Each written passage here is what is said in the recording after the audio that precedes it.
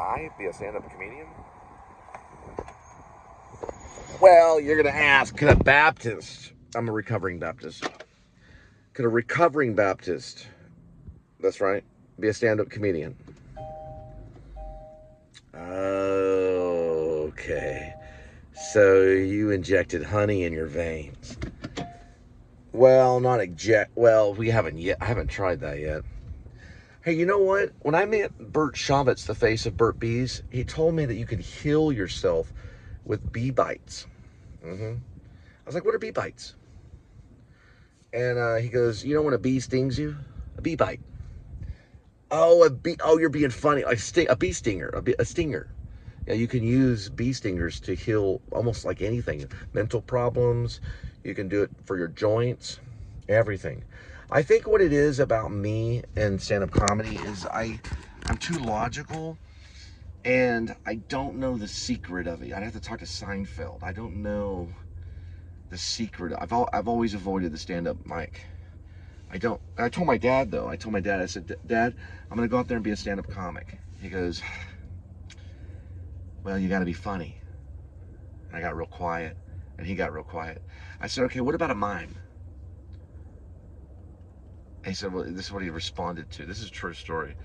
I was in Chicago. I called him from Chicago. So what about a mime, Dad? Cole, the world is a cold, hard place.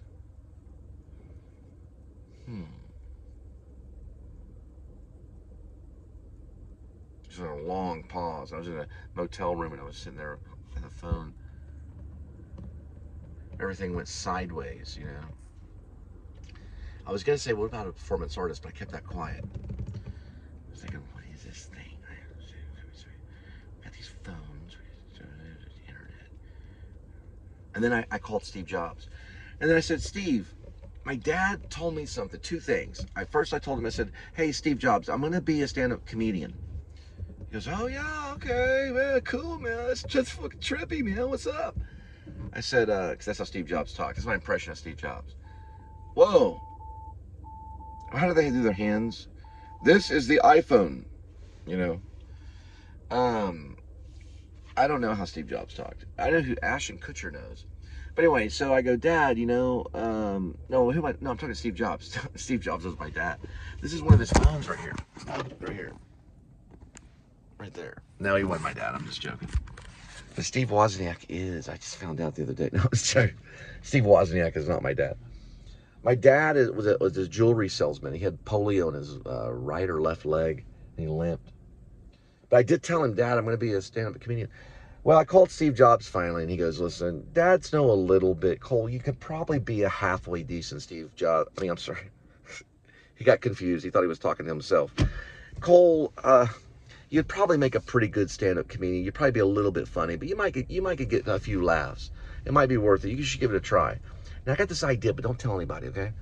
And I said, well, what is it? And he got his voice real low on the phone, because I'm just calling with one of those landlines that have the little plug on it, you know, the little curly thing landline. And I'm sitting there talking to him, and I'm like, okay, now tell me, what is it? I got this idea. You know how they started coming out with these cell phones, right? I said, yeah. I was going to get one, but I don't really talk on the phone a whole lot. But hurry up, because it's Chicago, it's cold outside. I'm in a motel, and I'm eating peanut butter. Okay, I got this idea. What about we make this device that you can listen to a bunch of music? You're by the music center, or no, it's not the music center. It was the arts, music, whatever, blah, blah, blah in Chicago, right? You're checking out the Chicago Institute of Arts and whatever. I said, yeah. He goes, throw this idea out, right? We get this little device that plays all this music, like hundreds or even thousands of songs.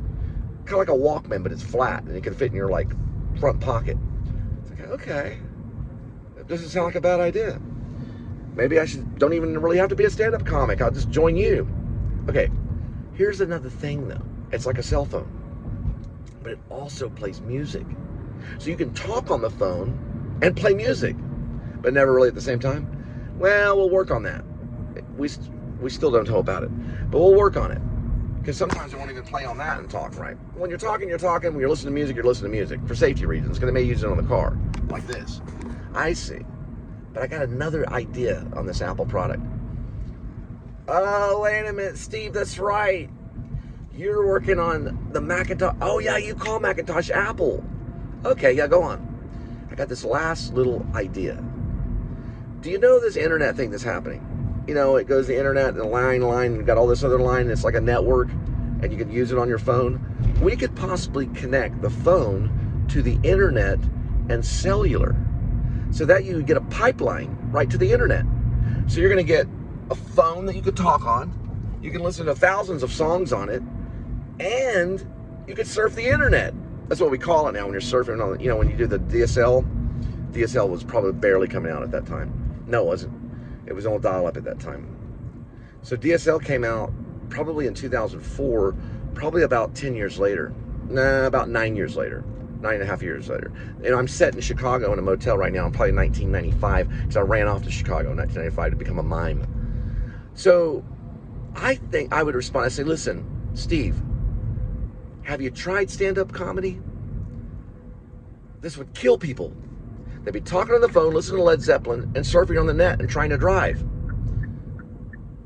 Huh. It would kill people? It's like, yeah, Steve, you're not a stand-up comedy. Or you're not a stand-up comic. They never can mess up. You're not a stand-up comedy, Steve. It's like, well, then what am I? You're a killer.